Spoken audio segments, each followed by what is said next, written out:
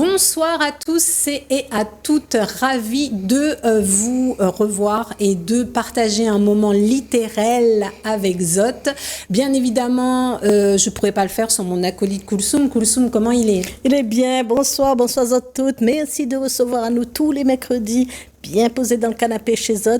Et ben moi je suis aussi heureuse que Kelly d'amener amené le livre, la littérature chez vous. Et aujourd'hui, on reçoit une autrice de jeunesse dans la personne de Jocelyne Prost. Bonsoir Jocelyne. Bonsoir Jocelyne. Bonsoir Kelly, bonsoir Koulsoum. Alors, donc, vous nous venez avec la suite de la saga des aventures de Mademoiselle Loli-Pondy. Voilà. Donc là, on va s'intéresser plutôt à la découverte de l'Inde. Hein. C'est toujours l'Inde, le thème de prédilection, toujours l'Inde. Et donc, à travers la danse et les arts. Voilà. Alors, pourquoi ? Alors déjà, je voulais qu'on visite Pondichéry dans ce livre. Parce que jusqu'à présent, j'en parlais. On a fait un petit tour dans le premier. Mais là, je voulais vraiment aller plus loin sur la spiritualité et tout ce qui se passe à Pondichéry au niveau artistique. D'accord. Alors, juste pour nos téléspectateurs, vous pouvez nous rappeler donc les deux titres des livres qui ont précédé Loli-Pondy et la danse de Ganesh, s'il vous plaît. Oui, alors il y a eu d'abord Loli-Pondy de Pondichéry. C'est la première. La petite fille en scène. Et parler de la super maison de Jaguarou dans laquelle j'étais allée en vacances, qui s'appelle Patricia Guesthouse, dans la White Town. Et le second, c'était Loli-Pondy et la cabane de Jackie Jardin, pour parler de la permaculture, du manger bio, parce que en Inde, enfin notamment à Pondichéry, il y a beaucoup de petits restaurants véganes où on mange des tas de choses très naturelles. Il y a des marchés, on mange très bien à Pondichéry. Donc je voulais axer sur la permaculture, la culture et aussi le sens de l'amitié, parce que bien sûr, évidemment. On se fait rapidement des amis et on mange des samoussas. Voilà. Alors j'ai l'impression que Loli-Pondy a grandi, parce qu'au début, cette petite fille, on découvrait les couleurs qui étaient gris, qui devenaient tout en couleur. Après, avec la cabane, elle commence à se faire des amis. Là ça s'étoffe, les amis autour d'elle. Et là, j'ai l'impression que dans ce troisième, avec Ganesh, donc avec ce moment de spiritualité, elle gagne en maturité. Ce personnage gagne en maturité.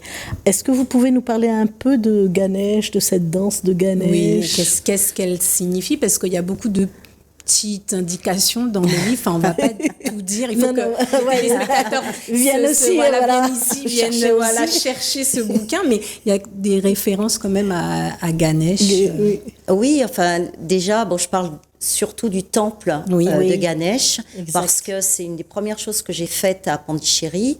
On m'a emmenée à ce temple où il y avait l'éléphante formidable qui s'appelait Lakshmi et qui bénissait les gens avant de rentrer dans le temple. Et évidemment, quand on est nouvel arrivant, on trouve ça extraordinaire que l'éléphant pose la trompe sur notre tête sans nous écraser. Et puis après, on la suit dans le temple et je voulais absolument en parler. Alors, le temple est extraordinaire parce qu'il faut savoir. Bien retracé aussi. Ah oui, exactement. Là, j'ai trouvé une dessinatrice qui m'a vraiment refait extrêmement bien le temple. Et surtout, ce qui est incroyable, c'est que Ganesh, donc, c'est le dieu des Indiens qui est au-dessus de toutes les portes ou dans les jardins. Et il y a 104 représentations. Et dans ce temple, il y a les 104 représentations de Ganesh, toutes colorées. Enfin bon, c'est incroyable. Oui, mais parce que l'histoire, la narration retrace aussi ça, ce moment où ils arrivent et ils sont reçus par cet éléphanto et sa maman.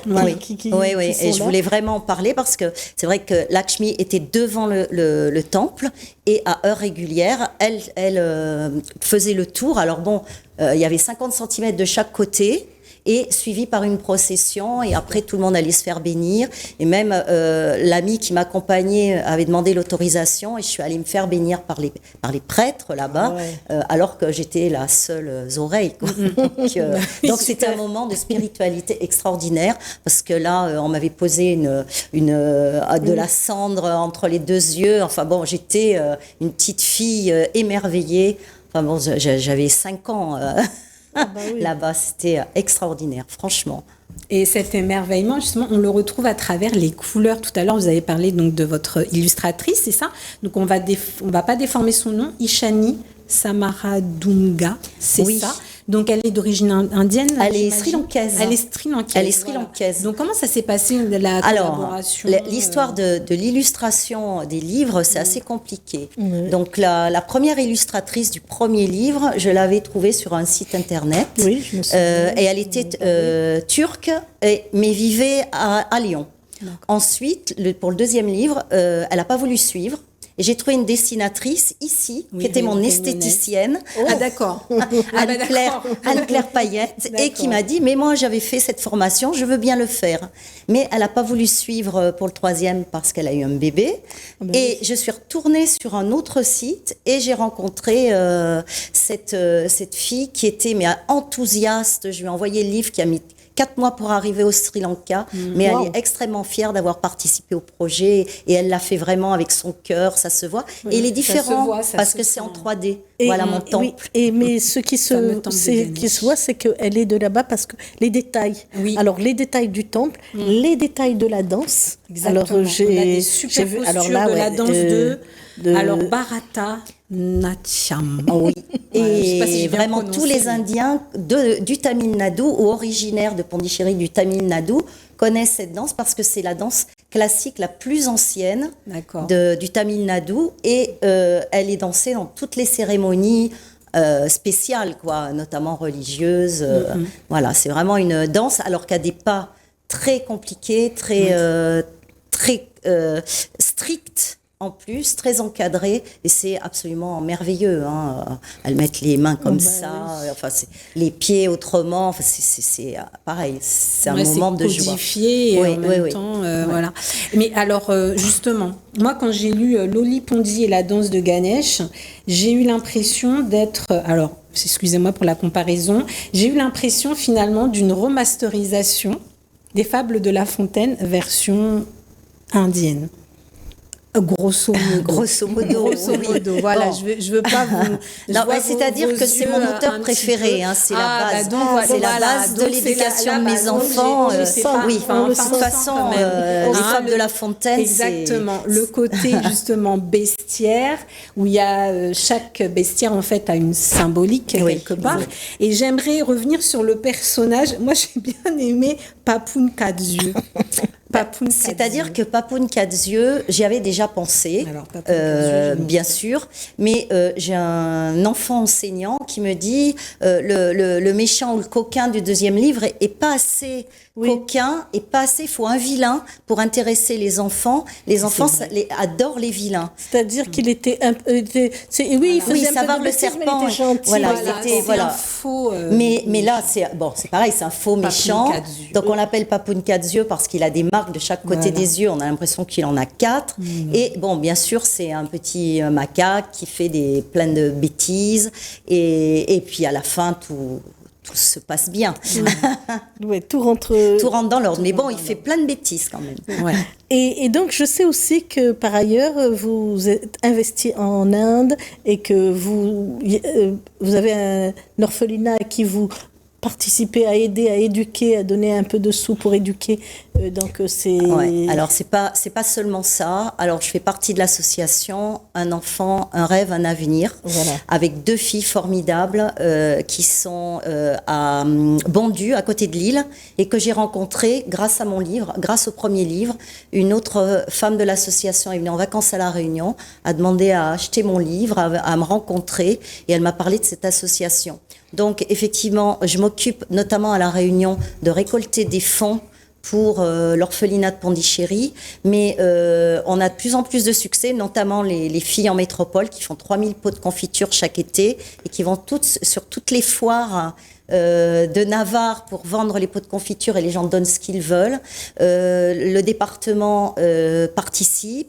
Moi, j'ai beaucoup d'amis chefs d'entreprise ici, notamment d'origine indienne, qui m'aident aussi. Donc, on est en train de construire notre 3e école dans le Rajasthan. Il y a une école à Jaipur, une école à Bundi, et on fait une deuxième école à 15 km de Bundi, au milieu de la campagne, pour les enfants qui ne vont pas à l'école parce qu'il n'y a pas d'école à côté, qui travaillent au champ. Et on fait, c'est un gros projet parce qu'on fait un studio pour accueillir les enseignants aussi. Parce qu'il n'y a pas d'enseignants sur place. Donc, ou même les intervenants. Si moi, par exemple, je vais aller donner des cours de danse dans cette école perdue au milieu du Rajasthan, je pourrais avoir un endroit où dormir sur place, à côté du village des enfants. Ah bah oui, voilà. En tout cas, c'est une belle action. Et on voit votre amour pour les enfants à travers Lily Pondy. Hein. Ah oui, ça, c'est... les enfants, si j'avais pu en avoir 10, j'en aurais eu 10. Oh là. Bon, j'irai pas jusque-là. Excusez-moi. Un petit lieu dit, un petit... Voilà, justement, alors cet amour pour l'enfance, on la retrouve, donc justement, je reviens à mon personnage de Papoun Kadzio, parce que j'ai trouvé que en fait l'intégration de ce personnage dans ce conte-là, c'est une ode à la différence finalement. C'est comme je retourne à mon premier livre où Loli Pondy était si différente dans son village, et là, qui subissait le harcèlement, et Papoun Kadzio, c'est un peu, on retrouve toujours ce droit à la différence, parce qu'on n'est pas différent que physique, on peut l'être mentalement, et c'est tout aussi difficile à vivre quand on est différent de ce que les autres attendent de vous. Et c'est pour ça que ça m'intéresse beaucoup d'en parler, la différence. Oui. Alors qu'on est tous différents. Oui. Et cette intégration se fait, donc Papoun Kadzio s'intègre dans ce groupe, mais aussi entraîne ses parents. Bien sûr. C'est pas que oui, lui. Et puis on parle de la danse, mais on parle aussi beaucoup de la musique. Parce que, moi j'ai fait personnellement 10 ans de danse classique, j'ai fait des claquettes, j'ai fait du modern jazz, et quand j'étais petite fille, je rêvais de travailler, d'être petit rat de l'opéra, et puis je faisais les galas de danse, c'était formidable, l'ambiance, théâtre, tout ça. Bon, malheureusement, je n'ai pas grandi, donc la danse classique, ce n'était pas possible, ni même le paradis latin, car j'étais trop petite. Mais vous avez abordé un autre style de... Enfin, il y a voilà, mais je fais toujours de la danse, et je danse notamment beaucoup avec les musiciens de l'île de la Réunion, parce que j'ai découvert un monde incroyable à la Réunion, et je crois que c'est assez unique, c'est qu'il y a des musiciens partout. Oui. Du mercredi au dimanche soir, nous allons voir des musiciens, donc réunionnais, oreilles. Donc c'est aussi un hommage à mes amis musiciens qui sont formidables, qui travaillent d'arrache-pied pour nous donner du plaisir. Donc maintenant, on est un petit groupe qui suivons plusieurs groupes. Bon. Et vous appelez comment ? Enfin, ils s'appellent comment ? Alors, on a déjà l'incontournable Daniel Waro, Juliana Pirogue et Gérard Clara, bien sûr, qui nous entraînent au centre du Maloya et bien d'autres. Alors après, je suis très rock'n'roll puisque je suis de cette génération, donc je suis de très près le groupe Vintage avec Gaël et Roxane qui ont des voix formidables, Alexis Delpo qui est un batteur incroyable et qui joue dans 8 groupes. Donc je suis un peu Gaël Trio, enfin beaucoup de groupes. Et alors l'être le plus connu, je pense, des guitaristes et qui est extraordinaire, c'est David Doré, que je suis. Tout le monde connaît David Doré sur l'île et qu'on suit dans tous les concerts puisqu'il fait aussi bien du jazz manouche, du classique individuel, des groupes. Donc on est toute une petite bande à suivre ces groupes, et on a fait vraiment c'est sur l'amitié et la musique. Il faut savoir, on est composé à 90% d'eau. Les ondes de la musique nous rendent joyeux et nous dansons. Évidemment. Voilà, une petite dédicace à Samuel Vallée pour les ondes musicales qu'il avait reçues à ce propos, et je rebondis par rapport on est tous composés d'ondes. Thérapie par la musique. Exactement. Et donc là, on retrouve cette thématique. Mais regardez, on parle de musique et de danse, et regardez comme nous sommes joyeux les trois. Ça y est, on est déjà... on est déjà on a déjà envie de danser. Donc, c'est normal, alors, vu tout ce que vous nous racontez là, la musique et la danse qui tournent autour de votre vie, que à la fin, on trouve cette harmonie-là. On trouve cette harmonie de danse et cette harmonie de musiciens qui font tous partie d'une même troupe, d'une même culture. Ça semble tellement évident. Aller chez JP le dimanche soir au Rondavel, tout le monde, on est tous réunis, quel que soit l'âge, quel que soit l'origine, la classe sociale, la musique et la danse, c'est ce qui nous réunit tous. J'ai vécu des concerts à Paris, notamment John Bess qui est venu par hasard chanter Place de la Concorde. La circulation s'est arrêtée, on s'est tous assis par terre. Bah oui. Et mais c'est une communion. Ça, c'est une communion, la musique. C'est vraiment, ouais. Oui. Alors, je voulais revenir sur le livre. Après, qu'est-ce qui vient après la danse de Ganesh Alors, Lollipondi est arrivé à La Réunion. Donc, c'est écrit. Mais je me suis beaucoup... promis, voilà, mais oui. Il est écrit, mais justement, je me suis un peu emballée et je crois que je peux faire 4 ou 5 livres avec tout ce que j'ai écrit. Aïe. Donc, il faut absolument que je lise, que je relise, que je sorte la substantifique moelle de mes écrits. Mais c'est vrai Rabelais. On connaît ces classiques. Ah oui, justement, pour revenir au langage universel créé par la musique et cette spiritualité qu'on retrouve dans les arts, je reviens à mon personnage. Mais moi je l'aime, Papoun Kadziu. Ah oui, non mais... Parce que Papoun Kadziu, il y a un moment, vous dites que c'est un macaque d'Auroville. Ah oui, ça, oui, d'Auroville. D'Auroville. Et j'ai fait ma petite recherche et Auroville, c'est une ville utopique, c'est ça? C'est une ville utopique. Alors, expliquez-nous. C'est réel, ça? Bien sûr, c'est réel. C'est une ville qui a été créée dans les années 70, les années hippies. Et c'est une dame qui a été surnommée la mère, qui a monté ce village en pensant qu'il n'y aurait pas d'argent, qu'on allait monter tous ensemble. Et il y a plein de gens qui sont arrivés, 2000 personnes qui sont arrivées, qui ont adhéré à ça, qui ont mis tout en commun, qui ont construit des petites maisons, mais l'argent était à la communauté, qu'on construit, je crois qu'il y a environ 30 hectares, ils ont planté une forêt. Donc c'est impressionnant, hein. Quand on va courir dans la forêt, les arbres, ils ont 40 ans maintenant, hein. Donc c'est impressionnant. Et ça reste une ville, ce qu'il y a, c'est que l'ambition était pour l'année 2000, 50 000 personnes. Or, il y a toujours que 2 ou 3 000 personnes, et alors là, majoritairement indiens.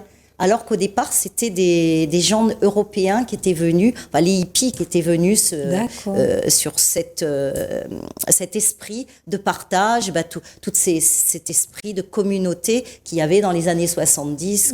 On voit dans les Babacool, par exemple, les hippies, il y a ce film avec qui exprimait bien ça, que les gens, tout le monde avait envie de tout partager. Les jeunes voulaient tout partager à cette époque. Moi, j'étais petite fille, ça me fascinée parce que j'étais dans une famille hyper traditionnelle, donc quand ils voyaient les sandwichs passer de bouche en bouche, ils étaient horrifiés. Et les gens se lavaient qu'une fois tous les 3 jours, c'était horrible pour eux. C'était un autre mode de vie. Voilà, donc c'est pour ça que je voulais aussi faire un petit clin d'œil à Auroville, parce qu'on peut encore alors visiter le Matrimandir, hein, cette énorme boule qui ressemble à une énorme boule de golf dorée, et où on va prier, où il y a des fêtes, il y a des fêtes du feu. Bon, moi j'ai pas assisté, il faudrait que j'habite à l'année à Pondichéry, ce que je ferai peut-être un jour, mais voilà. Alors rapidement, parce que je crois qu'il ne nous reste pas beaucoup de temps, vous allez aussi dans les écoles pour présenter? Oui, je vais dans les écoles. C'est bien parce que on peut solliciter un instituteur et dire, j'en rencontre notamment au salon Gaillard, Rayonné, et puis après ils me rappellent et puis je vais lire dans leur classe. Bon, je vais régulièrement dans la classe de mon fils qui est en maternelle, qui adore être en maternelle. Donc, et il paraît que depuis qu'ils sont rentrés, les petits, la fin janvier, ils sont précipités sur mon livre parce que, bon, déjà, l'auteur qui vient et en plus la maman de l'instituteur. C'est coloré. C'est très coloré. C'est très coloré. Et donc, l'accueil que vous avez de la part de ces élèves-là, j'imagine. enrichissant. Là, déjà, ça a toujours été enrichissant. Mais là, en plus, je les fais danser à la fin avec des gestes un peu indiens, un peu comme ça. Alors là, ils sont ravis, sans trop les énerver. Mais c'est vrai qu'ils restent relativement attentifs. Bon, je coupe certaines phrases quand c'est un peu long. Mais Jocelyne, là, nous aussi, on est obligé de te couper parce que là, on arrive à la fin de notre émission. Merci. Merci pour ce bavardage. Merci Koulsoum. Et merci à tous et à toutes de nous suivre et nous retrouver pour d'autres aventures littéraires. Bye.